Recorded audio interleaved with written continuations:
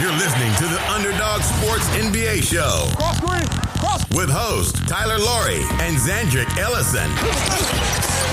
Brought to you by Underdog Sports. Tune in every week as Tyler and Zan recap the biggest storylines and news in the NBA.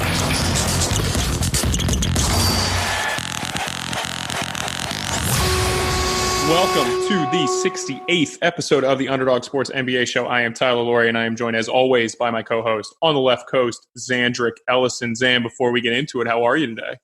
I'm good. How are you doing?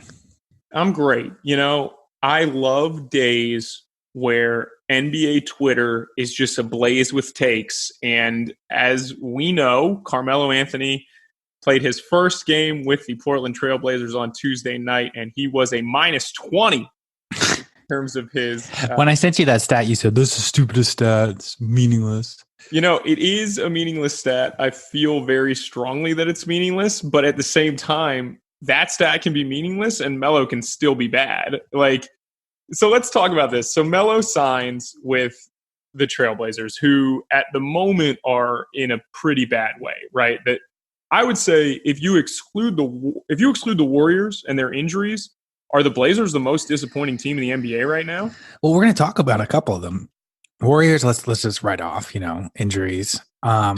Yeah, done. They're like trying to find ways for guys not to. Well, and it's like it makes sense, It's not like a curious why isn't this working? Portland's 5-10, but we're going to talk about the Spurs who are 5-9 too. So before we get into the Spurs and the Melo stuff, currently the two smallest win totals in the NBA are the Washington Wizards with their 3-8 and the Warriors that are 3-12. If you could get a prop on Bovada Sportsbook about which one of those teams will finish with the least wins, the Warriors or the Wizards, who would you pick? I think the Wizards. I don't know. There's the Warriors are frisky every once in a while, and I kind of like some of their young players a little bit. They won Tuesday night, which snapped they had a 5-game losing streak. I don't even know if they had a 3-game losing streak in the last 4 years, honestly. But and sometimes we quote this stat SRS, which is schedule adjusted, power rankings, and it takes into account point differential, everything. Nerd speak, if you will. Yeah, but I like looking at it, especially in the small sample sizes like this, where you play 10 games and it's hard to look up the schedule on your own. So let's just use a 1-all stat. Golden State's already creeped up past Memphis is last. Knicks are behind them. Then Charlotte, who's 6-8, kind of indicates that they might be a free fall and coming. Then Atlanta, then Golden State. So they're saying Golden State's the 5th worst. Washington's actually not terrible on this stat. They're mid-pack, but Washington's offense has played quite well. Yeah, I could see that. So I guess that I'm just more I don't know if optimistic is the right word, but I do think Golden State will end up closer to 30 wins than some of these teams. Like Charlotte, I think will end up with the worst record.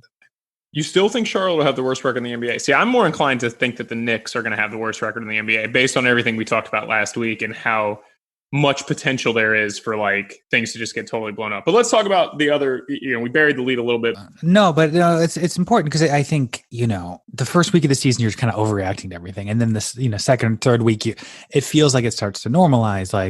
Orlando, who had been so bad, rises up, and Indiana got off to a slow start. They rise up. And I think Charlotte's going to sink down.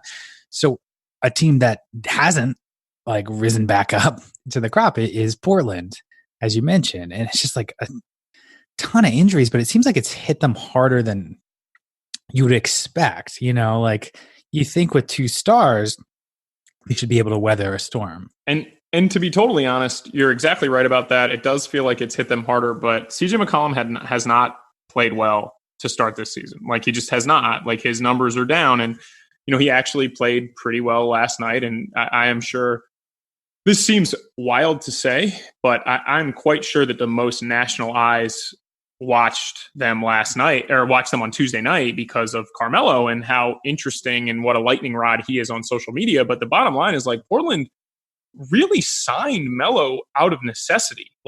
And that seems crazy to say because, and we'll get into his performance a little bit and what we can kind of expect from that. But they really have, other than Damian Lillard, who has probably been a top 5 MVP candidate this year, if not top 3, I mean, they've really struggled to score the basketball. I mean, they just have really, really struggled. Like CJ McCollum he's scoring 20 points a game, but that's down. He's shooting, 36% from three, but 42% from the field. And like, he just doesn't look very good. Zach Collins got hurt. Whiteside has been a huge problem for them.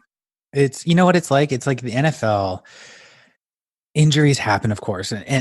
But you can weather that storm if they like are sprinkled across like positions. But like if you have like 3 injuries on the offensive line, like, oh, now we're in trouble. Like now this weak spot has become like a huge problem area. And for Portland, I would say that like coming into the season, I worried about like their forward spot. They lost, Mo Harkless, they lost Aminu, and Evan Turner's no great shakes, but he played a lot for them. So it's already a thin area. And then on top of that, now you lose Zach Collins to injury. Obviously Nurkic is out. Anthony Tolliver, who I was high on, hasn't looked playable really, or he's just not ready. I don't know. Shooting 24%. He's shooting 24% from three. That investment is not materializing at the moment. So you could see, like, to stop the bleeding. I mean, like, it's like hemorrhaging here. So that's why you signed Carmelo. And they waived Pau Gasol, which doesn't really make a big deal. That news broke late on Wednesday that they waived Pau Gasol, but they had an injury exemption for him anyway, and like didn't really expect him to be an issue. And then Dame Lillard misses Tuesday night with back spasms, and like that guy plays as much as anybody. So if he is actually sitting, they deem it serious enough that he needs to take some time off. And so what we probably saw from, well, I guess like my initial reaction is like when you saw that Portland signed Carmelo Anthony, what did you think about it? Like, did you think like, oh, this makes sense? Like, oh, he can help. Oh, he's washed. Like, what were your initial what was your initial reaction to seeing Carmelo? I like Carmelo. I'm a Carmelo defender. Coming from the Big East too, like, he was like killing my team, Georgetown, for, and looking amazing in college. And I do defend him against all the haters who like have only watched the last few years.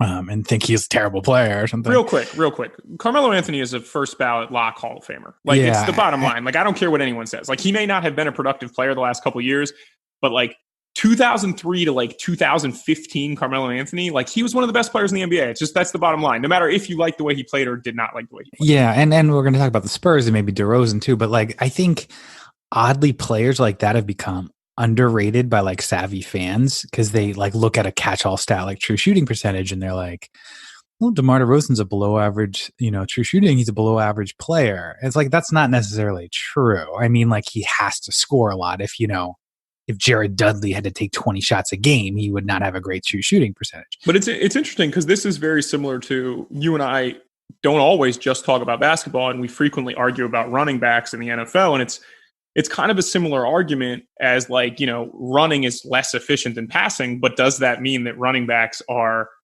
the way that running backs are viewed now and the way that mid-range jump shooting is viewed now? That doesn't mean that skill is not actually valuable. It just means it's less valuable, and maybe you need to pick your spots. And you've made that point about centers too. Like maybe it is less valuable in today's age, but just because something's less, it's worth like a dime and not a quarter anymore, so it still has positive value. It's just not as much. But in terms of your initial question, what did I think? I thought, Carmelo as like the third scorer, or backup scorer, just like a, 20 minutes off the bench guy made a ton of sense for this team like a few years ago. To me, it made a ton of sense in Oklahoma City. It made a ton of sense in Houston, and it just didn't work out in either place. So I'm not optimistic it's going to work out now. Yeah, I don't want to, man, me better than almost anybody. Like, how much I hate looking at one game and being like, this isn't going to work. And Damian Lillard did not play last night. Like, I will preface this. They're going to look a little bit different with Damian Lillard. They don't have Nurkic. They don't have Zach Collins, but they had everybody else. Like, they had a lot of what this team's going to look like for the rest of the season. And I would be absolutely stunned if Carmelo Anthony was on this roster in 3 months. I really would. It's just that the role that they need him to play, I just don't know that he's not that he isn't capable. Like, the stuff in Houston and the kind of the way he was treated, and I know this for a fact, okay? So I'm going to say this, and you guys are going to be like, all right, whatever, man. But sometimes my information's good. He was a good veteran in Houston. It just was a bad situation. Like, they needed him to do some stuff that he couldn't do, but he was a good teammate. Like, the coaches didn't have problems with him. Like, that just ended up being a situation where he just didn't fit with what they did. So he gets cut because he couldn't play, and he didn't want to not play. But he was actually good with them, and they were happy with his contributions in their system. He was not a problem. I think he'll be a good veteran here too. So it's possible that like he can make a living in Portland this year, tutoring Gary Trent and Nasir Little, who's actually looked quite good the last week. And, Dame Lillard's like, hey, let's keep Carmelo around. But the problem is they need a guy who can make plays as a role man in the worst freaking way. And I just don't know that that's what Carmelo's going to do. As like a pick and pop 4, that guy can shoot the lights out. He made his first 3 last night, made 2 threes, whatever. But then like he's attacking closeouts for mid-range jumpers. They posted him a lot, like you said, but that slows their offense down. And it's like you can't really play him and Whiteside together, and he can't really do much now as the role man. Like he can't get in a pick and roll with Damian Lillard, catch the ball, and then like dribble, guy comes at him, he crow hops, gets to the rim, or crow hops and passes. Like that's never really been his game. And that's kind of what they need, is somebody to make plays other than Dame Lillard. And it's not who Melo is at this point. I promise this will be my last like cross sport reference. Let's do it. Let's do it. Because I'm still on the mind, it's still NFL season. For a few weeks on my fantasy team, we had Frank Gore, who's like 36 or something. I mean, it's amazing that he's still in the NFL. 15,000 rushing yards. Some chance that he retires as the NFL's all-time leading rusher. There is like a chance. I mean, and it's amazing that he's still plugging away and he can still be a contributor, I guess. I mean, he's very limited at this point. But he's, and so the Bills are like, hey, what does Frank Gore do well? Let's use him in like short yardage power situations. And on the goal line, he got stonewalled 3 times in a row because the opponents are thinking, okay, that's what obviously they're going to use with Frank Gore. That's the only thing he can do. And he can't do that if we're game planning against him.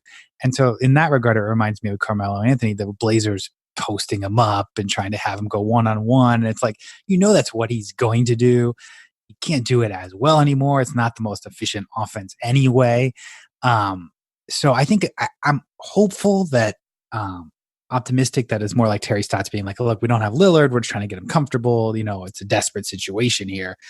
But I can't imagine that's the plan. I mean, he got to play in a situation that was really good last night. Like he played 24 minutes. He got 14 shots, right? And the Pelicans are, if they're not the worst defensive team in the league, they're like a bottom 3 defense. I honestly think they're the worst defensive team in the league. So, but there were some moments where like, they're 24th in D rating. Okay. And they're 29th in opponents' points per game. So there's a lot of possessions. Obviously their pace is fast, but like there were times, Zan, and I know that you saw this, but like there were times when like Melo got the ball and you could see that like, I mean, he went up to try to dunk on Jackson Hayes and jumped like 2 inches off the ground. And like, that's one specific play, and I don't mean to cherry pick it, but it is indicative of like who Carmelo is at this point. And right. And also like, if you weren't around for Carmelo's prime, like he was never, Vince Carter in his prime. He was like, a skill guy. He was like more like Boogie Cousins. And I think like for a different position, but like, and I think it shows you the injuries, and losing a step for Boogie Cousins is like losing 3 steps for somebody else. Yeah, it's a huge deal. And it is for Melo too, because like how, with how great his feet were, like his footwork was incredible, like his individual skill work. I mean, there was a point in time probably before Kevin Durant got to his prime that if you ask people like, hey, who's the best overall scorer in the NBA?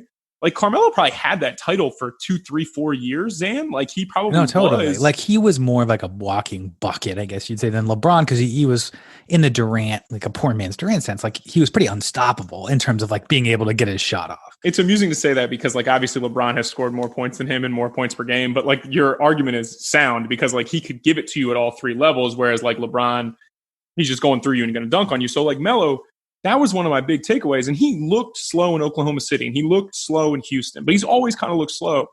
So for him to adapt and be able to guard, he needs to guard 4 men because he is still big and strong. Like I think people don't realize how big Carmelo Anthony is. Like 6'8", 6'9", legitimately. And in college, he was 210, 215. But at the NBA, I would guess he played around 230, 235. Like I don't think people ever realize that. And so like, but he should never be guarding wings. Like there were a couple situations where like Brandon Ingram stepped up and Melo was like, you were waiting for him to like make a move to go around Brandon Ingram. He just couldn't do it. Like he just can't move laterally anymore. So it's either he has to post or he has to shoot jump shots. And that's going to be really tough, I think.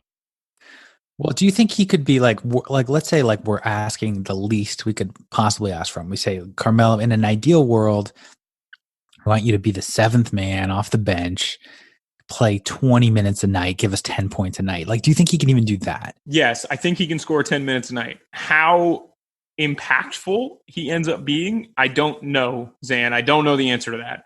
Yeah, because I think the problem with the Blazers is obviously not Melo because he hasn't been there. I can't blame him. It's definitely not. Yeah, it's definitely not. It's just sort of what I mentioned, like the fact that they're so weak and they keep getting weaker at this one position, and they're so thin. It's crazy. And it's at one thing, like you mentioned, McCollum had a good game without Lillard, and that makes sense because McCollum can like absorb some of Lillard's role, and then they have Anthony Simons, who people like a lot. He can score in the backcourt. Like they have more backcourt scoring than they do front court. Especially the power forward spot. So. Like, what do you do? Like, theoretically, is it Nasir Little? I mean, that's early for him to kind of play that starter role. Well, through 15 games, right? Let's talk about CJ McCollum for a second. Through 15 games, he is having arguably, like, his numbers are similar, just like his counting stats are similar, but he is playing 37 minutes a game, 37 and a half minutes per game. His field goal percentage is down. His 3-point field goal percentage is down. His 2-point field goal percentage is way down. And his free throw rate is down. And his free throw rate's been declining for 4 years. But like, right. No, that's the big concern too, because it's like, it's always been rumored or, talked about or, people writing on blogs, like, should they trade McCollum? Should they break up the backcourt? And I've always said no, because it's worked. I don't think so. Yeah, I don't think but like, it's clearly not the best use of McCollum's talent. Like he's not passing, he's not a great passer, but he's, for a guy like this, as the lead guard, he could get more than 4 assists a game, which he gets. He could be getting to the line more than 2 times a game, which he does now. And he's a bad defender. I mean, that's just the bottom line. Like he tries, but he's not a great defender. Like he's maybe in his best day, he's league average. Like he gets lit up by other 2 guards that can really score. For a show that features, you're an LA guy, but obviously you care about the Lakers, the best team in the NBA, and I'm a Midwest, but naturally an East Coast guy. We've talked about the Blazers a lot over the last year because these types of teams are the most interesting, I think, because like one of the things with Neil Olshey and the decisions he made, like we talked about the Blazers over under on Bovada and how like we were saying, 40-ish was too low, right? Like because I think it was like 45 and they've won 50 games, like 3 of the last 4 years, and Terry Stotts is great, but I wonder if Neil Olshey just kind of was like, Damian Lillard's really good, but unfortunately Dame is not James Harden to the point where like they've put bad teams around James Harden and he's just willed them to 50 wins. Whereas like this Trailblazers team is so thin without Nurk, like they put in Hassan Whiteside and it almost feels like the culture got screwed up. And then now without Nurkic, and then when Collins gets hurt, all of a sudden they are so thin in the front court. Like they just have no front court help. I don't even know if it was going to work with Collins. I mean, like playing power forward a lot, like they clearly need somebody. And we've always talked about, Gallinari, maybe is it Kevin Love? Like, and then it becomes the point if you're Neil Olshey, is it worth kind of going all in with a team that's 5-10 and maybe doesn't have that ceiling? It's crazy to think that after 15 games, right? Because the season is long. Like they're only 5 games under 500. They're probably 3 games out of the 8th spot, whatever. But at the same time, do you go all in to hopefully get a matchup against the Clippers or the Lakers or the Rockets in the first round? I don't know. And you know what I would do? I would kind of split the difference. Like we've talked about it before, there's merit in the 7th seed. I know no one wants to hear that, and no one wants to hear the idea that you're losing in the first round, but it's better than being the 10th seed. Not making the playoffs at all with an expensive roster. And they're tied to this core. Obviously, they extended Nurkic. They gave Dame a supermax. CJ McCollum is extended. Like, this is their core. Right. So, like, when I'm talking about, like, splitting the difference, I'm saying, like, Kevin Love's really expensive in terms of his salary. And because he has 3 years of control, he probably costs you one of Simons or Nasir Little. And they may not want to part with either of those guys. Right. And Gallinari might be expensive just because he's good. So I would, like, look, like, to vulture players who are like playable, startable, that are not being used by their teams or not really teams don't really see them in the future. Like if you had somebody like an Aminu back, it would help a lot. And the guy that I think who's kind of like that, I'd have to look at his numbers and see whether they're eligible to trade him. Like a Thaddeus Young, like just somebody who can play. Like Nasir Little, I like how he's been playing. He reminds me kind of a Thaddeus Young. Like he's a little bit like that. Yeah, he's like that, or like Aminu. He's made some threes. He's playing about as many minutes as he was in North Carolina. He's showing more NBA skill than he showed last year, which a lot of people said was going to happen. He's 19. So like I think he can grow into that role. I just think for right now to make the playoffs, you might need somebody who can do that right now. Why hasn't Bazemore been good for them? That's actually like Bazemore's been a pretty good player, but he hasn't been super like impactful. And I don't know if it's because like on offense, he just has really been pretty bad. Like, yeah, and he's old, he's had some injuries. And I think, what would you even call Bazemore now? Like, is he a small forward now? He was supposed to be a 3-and-D guy. Like, that's who he's supposed to be, but he's not making three. I mean, he's shooting 36% from three, but he's also taking 6-2s a game. And he's and this could tie into the Spurs too. It's like sometimes when your best players, you talk about Lillard, McCollum, Rodney Hood's, decent, Simon, but like they're all guards. I like their like 1, 2, and 3. I like their teams. Like, but I like the problem guys. Is like if you're a coach, you're like, F it, like let's not play a power forward. Let's go small. Let's go 3 guards. Let's go 4 guards or 4 wings. And that I think that hurts your defense. Like you said, like McCollum doesn't have a lot of size. Lillard's not good on defense. If you're playing Bazemore at the 3 and then Hood at the 3 or 4, like your defense is going to be good. Their defensive rating's the 21st. And I think that's, if we talk about the Spurs, that's part of their problem too, is they have a lot of okay guards and their defense hasn't been as good as a result. One of the big issues has been like the guys that they've brought in, and I'll exclude Nasir Little from this as a rookie, but like Anthony Tolliver, Kent Bazemore, and like Mario Hezonja, who have all played in 14 or 15 games. I think Tolliver's actually played in 12 games before I say that, but like guys that are playing legitimately 15 to 20 minutes a game, and in Bazemore's case, 20 almost 25 minutes a game. They have been terrible on offense. Like those guys have been really, really bad. And here's what I think one of the biggest issues is. And it's so easy to just like pile on Hassan Whiteside and be like, this guy stinks. But Zan, like when you watch them play, like he cannot make a play as the roll man. Like if he's a screen and dive guy, if it's a dunk, great. If he has to catch it and do anything with the ball, he just can't do it. So all guys do is sell out for the dive, and then that pick and roll, like, and then being able to throw it to shooters just doesn't exist. So like my argument would be like, sure, get Thaddeus Young. That'd be great. He's definitely not available on a 3-year cheap deal. Like I don't know what they'd have to give up. But I would consider, I don't know if I'd consider Kevin Love. I don't know what the medicals look like. He's been very good this year. But like I would look for maybe not Gallinari, but like maybe I would look for dealing Anthony Simons for Blake Griffin or something and seeing what I can do. Like I'd want to keep one of Simons or Nasir Little. But like knowing that I'm attached to this core, maybe getting a guy that's also around the same age as those guys that just really does improve their team. Because like Melo's just not the option, and it's not his fault either. Like but wait, let me give you a question because you talk about dealing Simons and a salary for Kevin Love. Let's say, or for Blake Griffin, you said. Let's say one of those teams calls and says, "Look, same thing. We're interested." It makes more sense for them to go young, but let's just say, for the sake of argument, they give you a choice. Simons, who's 20 and showing a lot of potential, or CJ McCollum. Forget salaries. That's a good question. Man, that's a really good question. Huh.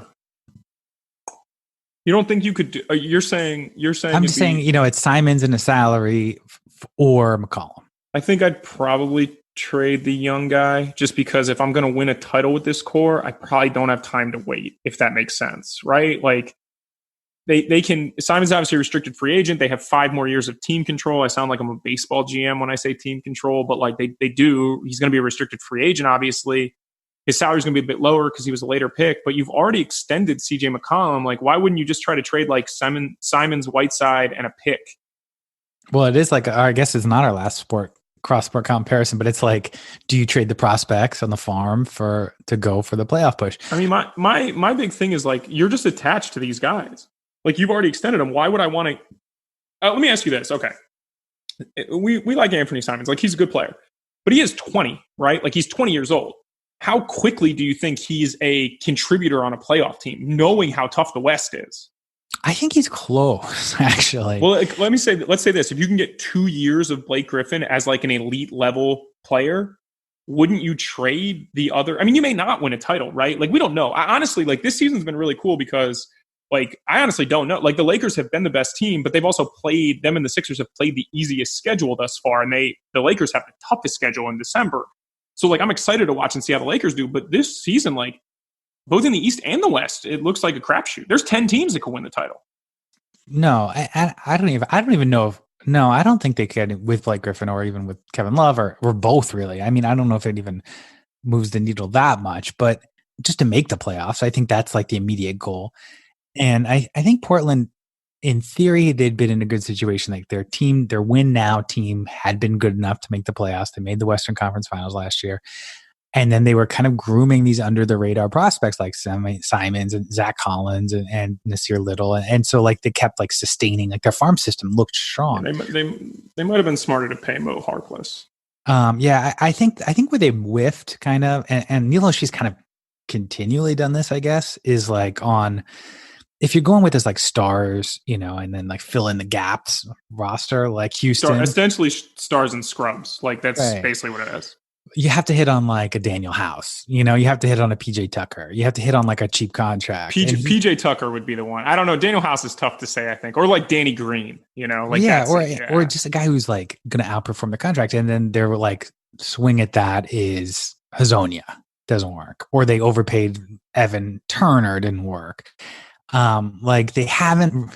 That kind of worked in the clubhouse. That kind of worked they like liked him and they were good with him. Like he played kind of like he played like both their second unit 5-man and their second unit point guard sometimes. And advanced stats hated him in every category, but like you have to hit somebody, you have to plug in like I always wonder that about like you're a good scout, you're a good coach. Like, could you just find a guy in the G League or a guy in Europe who could play 25 minutes, even like no one's heard of him? Is there a guy like a diamond in the rough like that, or not even diamond in the rough, like a graphite bar in the rough or whatever? Maybe it's Carmelo Anthony. I don't know. I mean, maybe that's their next swing at it. Yeah. We've done 25 minutes on the Blazers, which is 15 minutes more than I thought we were going to do, which is also fine. But last question before we move on, I'm going to bring up some stuff about Mike Tyson first, another cross sport thing. But here's my question to you.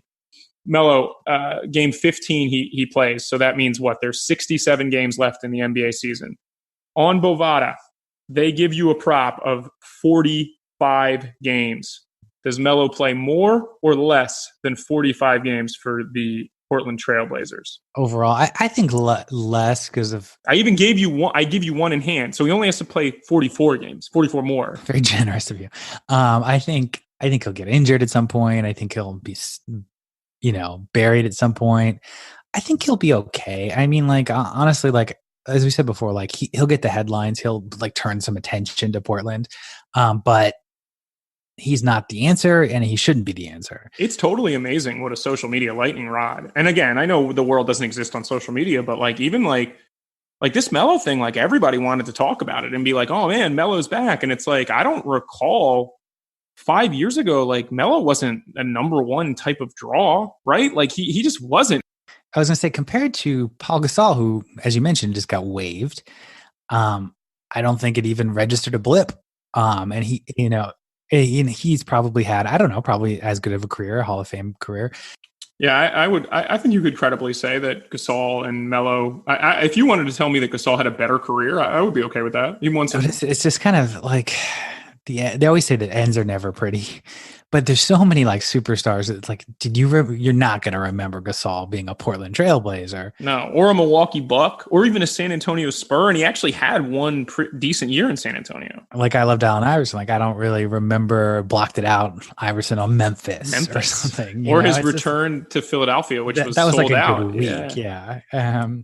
So it's weird because like, and I saw Nate Jones tweet about this, but he was basically like, so many guys, they don't get to decide when it's their time. And like so few guys kind of avoid father time for the longest. And even like Kobe, until he got injured, it was ugly. But like that was after he got hurt. But like LeBron, like we're watching, I mean, this guy right now, and again, I don't want to get on the Lakers for a long time, but like this guy, LeBron, like he's playing at an MVP level and he's this, he's 1 year younger than Melo. It's like, and he's played more minutes and more games. It's like insanity. And I think it's very unfair for like the stars of like the 2003 draft or even like 2002, 2004, 2005, whatever, to get graded on the same curve as LeBron. It's just not fair. He's not a normal test case. What we're seeing from Melo is what you typically see. No, and again, we promise not to do it, but I think like Tom Brady and maybe Drew Brees throw off the curve for football players. Football. Like most of them are like Eli Manning or Phillip Rivers. Yeah.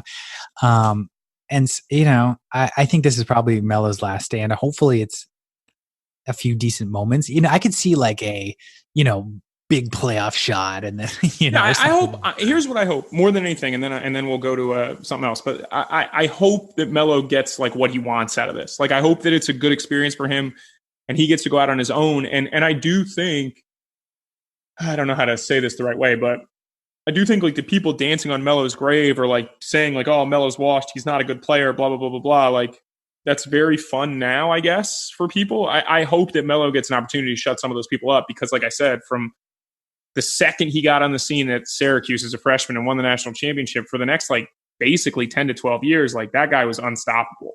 And so I hope he gets that moment again. You're too savvy of an NBA fan to play this game, but like I would be curious, like the last, like your grave, what jersey? Forget what jersey they put in the Hall of Fame. Like, what jersey were you wearing when you went into the grave? Like, do you remember Shaq's last team?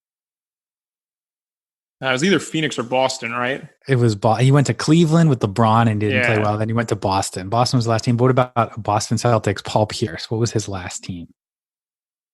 The Clippers? Clippers. Yeah, he averaged 3 points a game for the Clippers. He was actually good for the Wizards before he went to the Clippers because he was like, this franchise can't win. And then, like, in 5 years, we'll ask Tony Parker played for the Hornets. You're not going to remember that. What else you got? This is actually a fun game. What else you got? I'm trying to remember. Hakeem Olajuwon. I knew that was. I think it's Toronto, right? Yeah. Patrick Ewing. Patrick Ewing. He was he on the Heat? I don't know. I think it's Orlando, but I actually don't know. Orlando. You should know this because I think it was Orlando though. All right. Speaking of guys who don't want to hang it up and still do, I mean, I guess not now. He's more on the media, but we are so excited to be welcoming Hotboxing with Mike Tyson to the Podcast One family. Listen as Mike Tyson, the baddest dude on the planet, pours his soul into conversations with fascinating minds, celebrities, and athletes. Along with his cosmic millennial sidekick and former NFLer, Eben Britton, Kid Dynamite dives deep into the issues impacting us all today. This podcast will change the way that you see the world, so check out the first 2 episodes featuring, no joke, Zan, Evander Holyfield, and the second episode featuring Tip T.I. Harris. Do not miss Hotboxing with Mike Tyson every week on Apple Podcasts and Podcast One. I'm happy to hear about that. I want to listen to that podcast because it's like, talk about the ends are never pretty. Like Mike Tyson, no offense to him, is a guy that you would have expected to have some sort of tragic end. And he's like kind of become like a podcast star. Like what better fate is that? I'll tell you what, you want to talk about someone that reinvented themselves. That guy has reinvented himself as somebody like people like. It's amazing. But he had a cartoon and then he had a brutal finish to his career. Like he was taking stuff just because he needed money. And like, obviously, you can hear about that on the podcast, I'm sure. All right. So you got 2 choices. We can talk about this Greg Popovich, Becky Hammon thing, or we can talk about your Philadelphia 76ers and kind of like the Lakers at the same time. And well, I like the theme. I like the theme of dancing on the grave. I want to talk about the Spurs because they're 5-9 too. Yeah. All right, let's do it. So here's the story that initially popped up, and this kind of goes hand in hand. So Pop gets ejected against the Blazers last week. Everyone's like, oh my gosh. I saw it on Twitter like, oh man, Becky Hammon's going to be the first woman to coach an NBA game. And then that sort of didn't happen. And Will Hardy and Tim Duncan and Becky Hammon sort of coached the second half together. And then after the game, Pop said that Tim Duncan was actually the one who was technically coaching the team. And then they said that that was because he had scouted the Blazers, which is likely true. But it was not Becky Hammon. And then a lot of people were pretty upset and were like, Becky Hammon's the longest tenured bench coach, which is interesting because Chip England is basically Pop's right-hand man. He's been there for 15 years, but he is not a bench coach, so he can't coach. So a lot of people started to talk about like, okay, well, if Tim Duncan was the guy that got to coach the team, what happens when Greg Popovich retires? Does that mean that it's going to be Tim Duncan? Is it going to be Will Hardy? Is it going to be Becky Hammon? And is it going to be someone else? Like I said, is it going to be Brett Brown? And the Spurs are 5-9, and there are some legitimate questions about, one, how long is Pop going to coach? Is it going to be past this coming summer after the 2020 Olympics? And 2, are they going to move guys like DeMar DeRozan and LaMarcus Aldridge and kind of blow it up around their young core? What do you think, Sam? Well, there's 2 questions you asked. I'm less interested in the Becky Hammon like drama. I know she's like a media hot rod for good reason. It's a good story. I just don't care. The only weird thing about the coaching thing to me is like at first glance, who cares who was technically the coach when he left or whatever, for one half a game. That was the response I got. I texted 3 people who are on the bench in the NBA. I will let them remain anonymous. And every single one of them said, nobody cares. When your head coach gets thrown out, you're probably going to lose anyway. Right. But then the one thing I think it would matter is like the guy's 70 years old. And we've seen coaches a few times recently step aside for, Steve Clifford, Ty Lue, Steve Kerr step aside for health reasons. Like theoretically, you should have like a vice president coach. What if he has to miss 10 games? Like they don't have that decision. Right. It was Ettore Messina last year or 2 years ago when he stepped away because of the stuff with his wife. So it's happened in the past, but yeah, I don't know. I know some of the inner workings of the Spurs organization, and you guys all know why, but I don't know that they've made that distinction. So I think the longer she's there and doesn't get like, hey, that associate head coach title, because there are guys, Bud had it, Messina had it, Brett Brown had it. They do it sometimes. Ime Udoka got a big raise at one point. Jim Boylan, not the Bulls Jim Boylan, but the other Jim Boylan had it for a while. And so I don't know. It's kind of interesting. And the Spurs themselves are kind of interesting because they play a different style than everyone else. Right. That's what's more interesting to me. And I think, why are they struggling? They're 5-9 as of this recording. They've been a little bit unlucky. They probably should have one more win from what we've seen based on their. But I think for my diagnosis, I'm no Popovich, I'm no Becky Hammond, but I have two potential illnesses. You tell me which one's correct. I think it's kind of what I mentioned with the Blazers, is that they have a good amount of guards. Like, you talk about DeRozan and Murray and Derek White and Patty Mills and Brandon Forbes, and they're more guards than forwards. And I think when you play small like that, it does hurt your defense. They're 27th in defense after not being particularly good last year in defense. They're very bad defensively. They're actually not bad offensively, but they're very bad defensively. And because that would be like the more natural conclusion is that their offense must stink because DeRozan's a ISO scorer. He has literally made 0 threes this year in 14 games. And how many has he taken? He's taken 4. Yeah, it's not what he does. But also you pair him with DeJounte Murray, who's 2 for 12 overall. So it's like in today's game to have 2 guards who are just not going to shoot threes. But they've played this way for 2 years now, and they were fine. They were good enough last year. I do think them being bad defensively is quite interesting because, they signed Amari Carroll, and I do think they thought he was going to be a pretty good defensive wing. I remember talking to somebody at the time who said they had very high hopes for him, and he hasn't been part of their rotation at all. The guy's played 25 minutes. The guy's played like 40 minutes the entire year, 45 minutes the entire year. They ended up with Trey Lyles instead of Marcus Morris. I do think Marcus Morris would have provided a little bit more toughness. He can guard 5s, and Trey Lyles cannot do that, and that's really hurt them. And then they just really have not gotten – you kind of would expect rim protection from Jakob Poeltl, and they really haven't gotten that either. Like, he's not been a guy that they seem to be confident in playing major minutes next to LaMarcus Aldridge. And when that – when the dust kind of settles, that means your rotation is like LaMarcus at the 5 and then Rudy Gay and Trey Lyles and those guys at the 4. And that is not the recipe to stop guys at the rim. It's just not. Yeah. It's, candidly, I have not seen enough of the Spurs to understand why Jakob Poeltl, whom I liked 2 years ago, he seems like he's regressed even. He was good. He was when they made that trade with Toronto, not that they made that trade because they thought he was like a centerpiece of like a winning organization, but they made that trade because he was really good and very good defensively for Toronto as part of their second unit. Yeah, I thought like this is a future starter for them, 10-year starter, and he started a few games last year and hasn't really played many minutes at all this year. And he seems like the type. The cliche, he's a 7-foot white guy, he's going to be slow. I don't think that's him, really. I think he's more fluid than that. I think he has some skill, and I think he should be playing more. But if you look at their team, right, if you just look at their team, they've got 6 guys over the age of 30, right? So you got Aldridge, who's 34. You've got Rudy Gay, who's 33, and he had an Achilles injury, but he bounced back nicely, but you don't know how long that's going to last.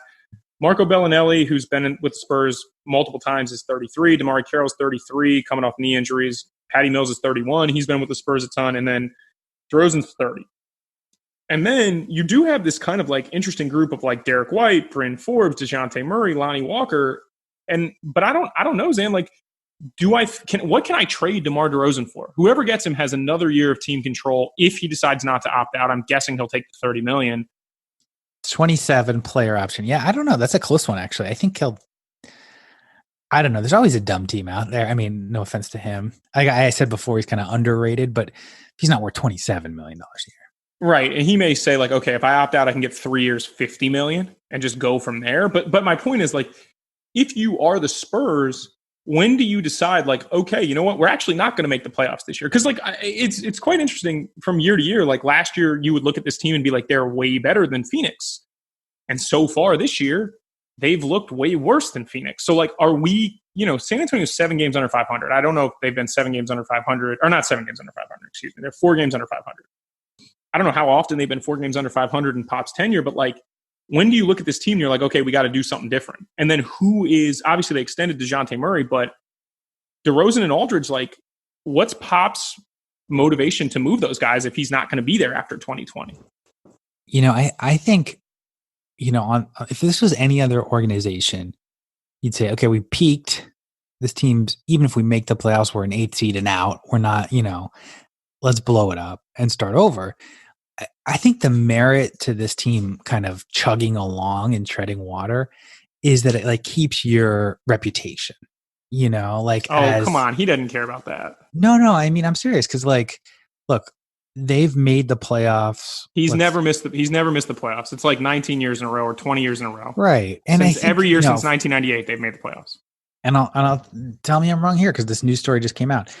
For a small market, non-glamour market, churro eating market, to potentially, sign at the time, LaMarcus Aldridge was a big signing. And the story I'm referring to is the idea that Paul George initially wanted to go to San Antonio recently this offseason, but they just didn't have the trade pieces to make it happen. So I think the fact is that comes from the place that it's considered a good staff, it's considered a good organization. So for me, the play would be, let's try to make the playoffs again, and let's try to make the playoffs again next year. And then 2021, DeRozan's off the books, Aldridge is off the books, Gay's off the books.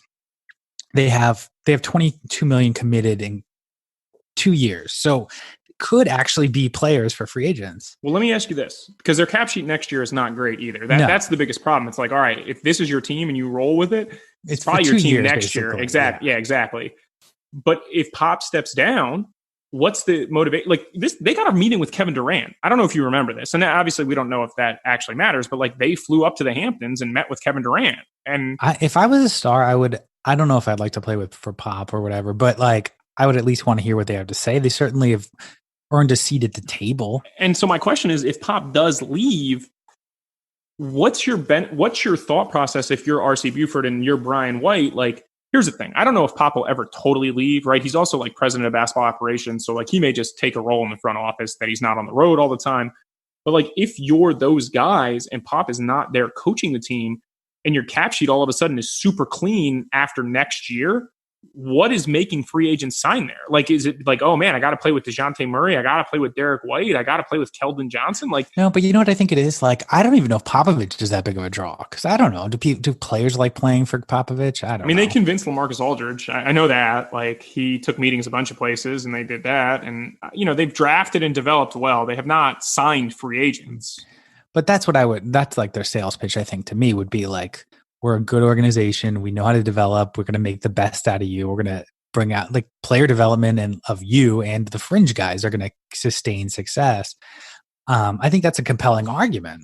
Well, what about, I mean, isn't that the same argument to be like, hey, look around the league and decide, like, what picks you want, like, or decide what young play, like, okay, let's talk about this. Like, I don't think LaMarcus Aldridge is going to get traded back to Portland, but, like, let's say, for argument's sake, Portland calls you and says, we want LaMarcus Aldridge. We will give you Hassan Whiteside and a first. Would you do it? No, I think I like my plan of holding off. They say we'll give you Hassan Whiteside and Nasir Little. And I do like Nasir Little. Know that. I mean, that's the point. It's like, I think if you're San Antonio, you have to decide, like, okay, what direction are we going in? Because you're exactly right. Like, they can tread water, and they very well might turn it around. And in 2 months, we might listen to the two of us spout on about how much they'll suck in 2020, and they're like 44 and 34 or something at that point in the season. I don't know, but Well, here, riddle me this. Like, there is cause for concern in San Antonio for the first time, I think, in a good while. No, totally. I agree. But like, let's say Paul George just wanted to go there. They didn't have the assets to trade for him. He has a player option in 2 years, the same year that they have cap room. I think he's in a good situation now with the Clippers. I don't expect him to leave. But let's just say a player like Paul George. Would you rather go to the Spurs with Pop or without Pop, or go to a team like the Knicks that just don't have a history of having their S together? Why do I need to go to either of those places? Those are your two choices. You're just asking me like I have to pick one of those choices. Right. Yeah, I'd rather go to the Spurs. I'd rather go to the Spurs. And they might not be your top choice, but they'd be like maybe like a lot of like people's third or fourth choices. It's interesting. We've always glossed over this topic in terms of free agency, but players make so much money now. Like if you're truly a max guy, like you make so much money and you get money from Nike or whoever your endorsement deals are, like it doesn't really matter who you play for a financial standpoint. You also, guys live wherever they want in the off season. Like so many dudes have houses in California, or a lot of guys live in Dallas, a lot of guys live in Miami. Like, so it really doesn't matter, right? So the key is like, what do certain players want? I don't know what Paul George wants. Like if they win a title this year, I think he might be like, all right, I'll go to New York because I want to be the man. And like, that's what I want to do. I think you're right. Like, and I think a lot of agents probably talk people into like market and like, but it doesn't matter anymore. It just doesn't matter. I think it matters slightly, but like your role matters almost more. Like I look at a guy like Russell Westbrook didn't force a trade, but Russell Westbrook was going to be a bigger star in Oklahoma City as the centerpiece of that team than he's going to be as the second banana in Houston. Yeah, but he wants to win a title. Like that's now the most important thing to Russ is to win a title, I think. And he knew that wasn't happening in Oklahoma City. So like, it's the same deal with like LeBron signing in LA. Like there were so many reasons why he was never re-signing in Cleveland, or why he wasn't going back to Miami, or why he wasn't going to Philly. Like because if he really wanted to win, we talked about this ad nauseum with LeBron, but like if he really wanted to win 5 titles, he should have gone to Philly. Like that made the most sense in terms of like, let's win. But maybe he saw a workout with Ben Simmons. We didn't want to dwell on that, but we'll talk about the Sixers in a second. And it's a good transition, but I'm saying like, LeBron went to LA because that's where LeBron could be like mogul LeBron. That's where all his stuff was happening. Talk about if winning's your priority. The big decision, I think, Kawhi Leonard not going to the Lakers. That's the biggest thing. Without him, they're still the top seed. Like, can you imagine that team? No, it's wild. Like I said, I do think there's some regression coming. Like I would look very strongly at the Lakers' December schedule and pick some good spots on Bovada to try to make some money, because I do think that they do play a very tough schedule in December, and I think they're going to regress a little bit. They have been spectacular. LeBron has been as good as I've seen LeBron in 3-4 years, which is impressive, especially on the defensive end. I don't really want to talk about teams that are playing well, though. I want to talk about one last disappointing team, and I think it's funny to put them as a disappointing team because they are 8-5, but I personally feel like when we watch the 76ers, Zan, there is a lot to like, and I think there is a lot there that we kind of saw in the offseason that the Sixers are going to have to find a way to work through if they're going to really be a title contender. Because what we've seen so far through 13 games, it doesn't feel like this team is a title contender. It feels like we're seeing the same stuff with Embiid. I wouldn't even know if they're an Eastern Conference title contender. Like, right. That's the concern. Like, I think if you look, forget the standings, I think to my head, and I think you agree, like Milwaukee's probably the best team in the East. And then it's like sort of like the B plus tier, where it's like Boston and Philly. I'll put them in the next tier. Indiana's quite good, although TJ Warren said he didn't care about his shot selection on Wednesday, and that kind of annoyed me. But like Philly, I think is clearly in the second tier when we all expected them to be, one of the top 2 teams. The number that surprises me more than anything, and again, looking at this roster and being like, hey, we don't need to go find an actual point guard, was a real big mistake. Like it just was. It's just a problem. But I didn't expect them to be particularly good on offense, and they are 19th in offense right now. But they're 11th in D. Like I thought they'd be like a top 3 defense. Like I thought they would legitimately just suffocate people. Yeah, and it's hard to, if you're an optimist, you'd say, look, Tobias Harris is really cold right now, shooting 25%. Josh Richardson only 31%. Their offense could get better. Their defense, I don't know. Is it a depth issue? What? I don't know. I honestly, I really don't know the answer. It's well, because I think you talked about Bovada, because I think this is one of the more interesting bets. Atlantic Division winner. So, and you might think, who's in the Atlantic? No one remembers. You have the Knicks, You have the Nets who are, stumbling a little bit. So forget those two. They stink defensively too. Toronto's pretty good, so they're in the mix. But the two that you'd focus on, Philadelphia still the favorite, minus 140. So you bet 140 to win 100. Boston to win the division, plus 185. So if you think it's a 2-horse race, who do you think is going to win the division? Boston 11-2 right now, Philadelphia 8-5. Man, it's a good question. I think that the Sixers are more talented, but I don't know. I mean, Boston roster fits together better. One of the biggest problems with the Sixers, and nobody wants to talk about this, but like they spent $180 million on Tobias Harris. Yeah. Like I'm not here to like pile on anybody, and I know he's average. He's their second leading scorer, which is insane to think about. He's shooting 25% from three right now, which is a real problem. But I mean, that guy's not a max player. It's just the bottom line is like they're in a situation where like they have Simmons and Embiid who are tremendous, but Simmons has not really taken another jump. By the way, all the post preseason video we saw of him shooting jump shots, how many jumpers you think Ben Simmons has shot this year? I know he's 0 on 3. I don't know about jump. He shot one shot outside of the paint. Like, it's insane. I mean, again, like I just think that what sucks about that too, because you talk about last episode, I was ranting and complaining like a grumpy old man about how easy it is to rack up stats, and then you look at a guy who's so talented and it is playing worse than he did as a rookie. I legitimately don't understand it, and I don't know that it's like, look, stats are, as much as I do, like we are an analytically pro podcast. But it's like, even when you look at his advanced stats and you're like, man, he can do so much more. Like you watch him in the game and you're like, what is going on? Like I wanted him to play point guard forever. And I have said time and time again on this show that like, he can't be the best point guard or the best creator that he needs to be on a team with Joel Embiid. But the Sixers have made their bet. And you have got to figure out a way to get those two guys to play together. And worse still is that Josh Richardson has been horrific on offense for them. He's another guy. He's shooting 31% from three. Like his O rating is as bad as it's been in his career. Like it's just, and Matisse Thybulle, who everybody loves because they're like, yeah, he's locking guys down. Like that dude can't score at all. Like he's Andre Roberson, which is a good player, but like. Yeah. And I have a theory on Ben Simmons too. It's like, and it's for Lonzo Ball. And I think Rajon Rondo. It's like, you can't shoot free throws.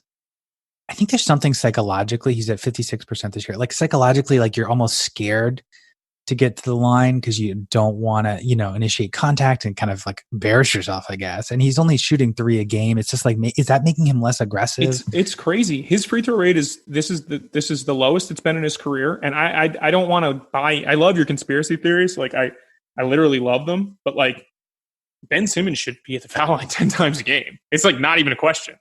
That dude is too big and too strong. He can't post. Like they have no way to get Ben Simmons involved in their offense in late game situations beyond him like standing in the dunker spot. It's criminal. It's just absolutely criminal for them to have extended this guy, given him a max deal, given Embiid a max deal, paid Tobias Harris, and then not figured out any of these things in the offseason for the Sixers to be able to score in close games. It's really bad, I think. I would be legitimately worried too. It's like there's certain teams that are like they feel like it's some cost and they're locked into their roster because they can't get out of it. And I think Portland was probably like that for a few years when they had those things. Philly had room and they spent the room on Tobias Harris. I mean, maybe I'm not sure whom else they could have gotten, but like cap wise, they could have gotten Kawhi Leonard or something. Like they or two guys for $15 million that would have been more effective. I don't know. I forgot who did they even trade for Tobias Harris? I can't even remember. Landry Shamet, who actually would make sense for this team. Like that's that's one of the guys, but like he was kind of the centerpiece of the deal. And again, it really sucks to say this. And again, it's very early in the season to make any sort of definitive statements, but like Markelle Fultz sort of looks like the guy that they could use in Orlando, and you traded him for Jonathan Simmons and nothing. And in Elton Brand's defense, looking it up, it was Shamet, future picks. Wilson Chandler was kind of not much. And never really amounted to much. And Muscala wasn't. It was Shamet, like it was Landry Shamet. And they got Boban back, and obviously the big thing was Tobias, and then they had the rights to negotiate with him earlier, and that's fine. They signed 5 years, 180 million. Like he was getting some buzz, had a really strong year last year. But like, what team was going to pay him 150 million? I don't know. Well, like if you look at him too, like he was shooting 40. Let's just say he was shooting 43.5% from three. But like, other than those times with the Clippers, he only had one other season where he shot over 36%. And his defense is not stellar. It's not good. The floor is not spaced in Philly. Like he's one of the few guys, and teams help off of him. Like he might be one of, there's always the guy, Zan, that like he's an unbelievable practice shooter. And you're like, man, it looks good every single time. And then you just look and you're like, this dude is not a good jump shooter. Like Tobias Harris now. I think that's me, by the way. You're describing me in games. All right, here, let's do Tobias Harris. He's played 40 games in Philadelphia, okay? He is 58 for 190 from three. Well, I was scared earlier in this season when Brett Brown said, we're going to treat Tobias like our new JJ Redick. That's insanity. He doesn't move like that. They're not the same player. Like you're just saying like one guy can make a three and another guy can make a three. Brett Brown also said that their three-point shooting was an anomaly and that they're a better three-point shooting team than this. And I wanted to smack him in the face and be like, Brett, who are your good shooters? I don't know. And so you look at that bet. You go back, let's try to make some money here. You might say it's a wash between Boston and they were Philly, they were the biggest amount of money I put on an over-under on Bovada, on the under of 54. And I feel pretty good about it. I can't say that I feel amazing about it because, they could obviously play much better, but I feel pretty good about it, Zan. I really do. Yeah, and I think part of it is last year's team. You look at 51 wins, advanced stats at about 48 based on everything else. So Embiid missed some time, but what else is new? Maybe it's this thing of like, and are people wrong? Are fans wrong for expecting a leap from Ben Simmons? I just don't. Yeah, that's part of it. And maybe, Simmons, maybe he's Lamar Odom, like, and there's nothing wrong with that. Like, that's a good player, but like everyone always wanted more out of Lamar Odom, right? Like that was a huge deal with Lamar. It's like, why don't you care? Tim Thomas. Can you do the Stephen A. Smith line that he was on crack or no? I just want to know how you can look at a team with Embiid and Ben Simmons on it and be like, okay, these are our two best players. How can we put them in positions to succeed? And then look at them and be like, you know what we're going to do? We're going to double down on guys who can't space the floor and can guard. Great. But you're going to be an above average defensive team with Joel Embiid on the floor no matter. It could be me, you, Blake J. Harris, and Josh Richardson on the floor with Embiid, and we're going to be an above average defensive team because Embiid is that freaking good. That's just the bottom. Like, and Simmons is that good defensively. So, like, how do they not sell out and be like, we need guys that can make jump shots? I just don't get it. And maybe, and again, I would expect Harris obviously to regress closer to 35, 38%. So they'll get hot around that stretch. Josh Richardson, I would expect to shoot it a little bit better. But like James Ennis, no. Tibble, no. Shake Milton, I think for Korkmaz has actually like been a pretty good player for them. I don't mind. I like Korkmaz. I kind of like Shake Milton, but like, are they actually going to play those guys? And Ennis, I don't mind either, by the way. But Al Horford shooting 31.5%, and Embiid shooting 39% from three, and we know that's going to come back the other way. But you know what? Now you talk to me about, look at Korkmaz, Ennis, Milton. Let's throw in. I think this is a failure. I think this is a roster construction failure, and they might be talented enough. Where's Zaire Smith? What, is he hurt again? I didn't even remember. Yeah, he is hurt. I do genuinely feel like this is a failure of roster construction, and I the whole Colangelo, Sam Hinkie, Elton Brand like mess. Like I think that's going to ultimately cost the Sixers, who probably do have two of the best 15 players in the league. Maybe we're too high on Ben Simmons. Like, but I don't understand why Ben Simmons is not held to the same standard as like a Luka Doncic. I really don't. Where it's like, why can't you be a super high usage wing? If the theme of the episode is, dancing on the grave or just being pessimistic about these struggling teams, Philly, we agree, will be fine in the sense that they'll win 45. I think they're going to be the 2 or 3 seed, probably 3 or 4 seed, maybe. So they're not in the same category. No. If we had to wrap it up, Spurs, Portland, which team are you more worried about? San Antonio, 100%. San Antonio. I believe in Damian Lillard. I do think this year may end up being an anomaly because I do think Whiteside is sort of like an energy vampire, if that makes sense. Like he just is really bad. Well, it's like, it does make sense. Did you watch What We Do in the Shadows? There's an actual energy vampire. I have never heard of that in my life. It's a show. It was a movie then a TV show on FX. Then there's a guy who sucks people's energy. You should watch the show. It's a good he's show. Like he's a dementor, for people in my age bracket. But it's like no, not like that. He's like a boring accountant who like you talk to him and it like drains your energy. I know what an energy. Yeah, I know what it is. How do you know? You don't even know what this show. No, the guys. I obviously used the term, so I knew what it meant. But like, it's like a boring dude who like sucks the life out of you. It's like he's always complaining or like, yes, there's a problem, and that's Hassan Whiteside. And I think with Portland, you can see the framework of a team that can be pretty good. With San Antonio, I think they have a real identity issue because they were going to be a defensive team, and right now, like they just have nobody to guard bigs, and they have nobody to guard like stretch fours, and I think that's why. Riddle me this, Bruce Wayne. So you're worried about San Antonio, worried about, slightly less so about Portland. I'm worried about Portland. Those teams made the playoffs last year. I think we'd say Dallas, I think, is a team that could maybe take one of the two spots. But what team that did not make the playoffs last year, looking at Minnesota, Phoenix, Sacramento, who's going to take one of those spots away from them? Good question. I did watch Phoenix and Sacramento play each other on Tuesday night, and I felt pretty good about both of those teams. Not sure what Sacramento is going to do with DeAndre Ayton when he comes back, and I think that's a big key. Phoenix is going to do with DeAndre Ayton. I think Sacramento, again, I believe in their roster. They're playing a lot harder under Luke Walton. They still don't have Marvin Bagley healthy, and they're not going to have him for at least another 4 games. I think I like Sacramento to make the playoffs. I really do. Like, I think. So you're saying, what about Dallas? Because I kind of penciled in Dallas. Maybe you don't want to.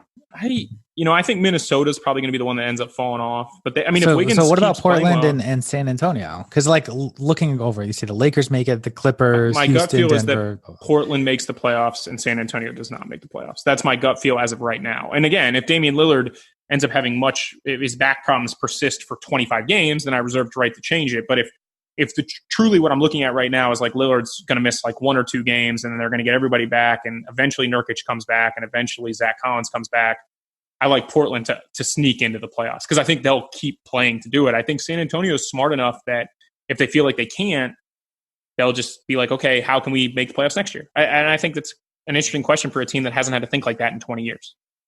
Well, I'm stubborn. So I who I think is going to make the playoffs? Golden State Warriors, 3rd seed. That isn't going to happen. They are going to do everything they can. They may.